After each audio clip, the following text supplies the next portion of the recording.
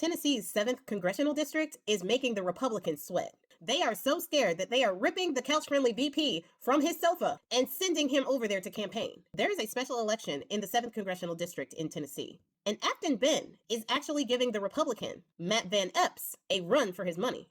Acton Benn was 4 points behind the Republican about a week ago. More recently, within the last couple of days, Acton Benn is 2% behind the Republican. This is a district that went for Bone Spurs by an upwards of 22%. He got that district by 22%, and the Democratic challenger is now within the margin of error. And after the past November 4th elections did what they did, and almost every special election since has been swinging really hard for the Democrats, the Republicans are walking around with beaded foreheads. Now, I believe the actual day to cast your choices is next week. So if you are in the 7th congressional district in Tennessee, make sure that you make your voice heard. And that is exactly what Bone Spurs is doing, because he is seeing the writing on the wall as well, and is practically begging his supporters to get out there and vote. The problem is, people are feeling really disenfranchised with this administration. So the enthusiasm to put more sycophants in office is just not there. But one of the real reasons why Republicans are panicking at this point is because Mike Grinder Johnson's speakership is actually in jeopardy. After Marjorie Taylor Greene announced that she was going to be retiring on January 5th of 2026, reports came out that other Republicans were also thinking of doing the same thing, saying, and I'm paraphrasing, that morale was really low and they feel underappreciated. They said that the administration doesn't allow them to celebrate the small wins and doesn't really appreciate them for the things that they have been doing, i.e. selling their soul. So even though nobody knows how many other Republicans are thinking about retiring in the near future, there does seem to be more than Marjorie Taylor Greene who is on their way out of the door.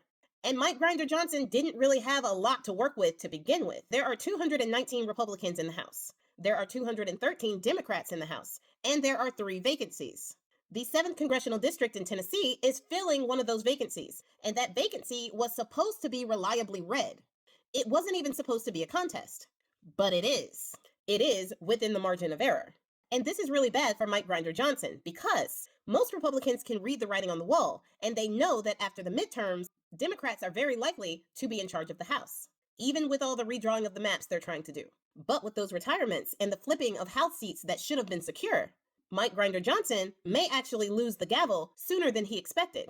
And another reason why I think they're freaking out, and a lot of Republicans may be going to the door when it comes to retirement, is because this might prove that changing the maps may not even work for them the way that they think. When you change the maps, you don't stop the voting. In their case, they're just diluting the votes that they think are going to go toward the blue. But that won't work if the districts that they think are uncontestable or guaranteed end up becoming in play.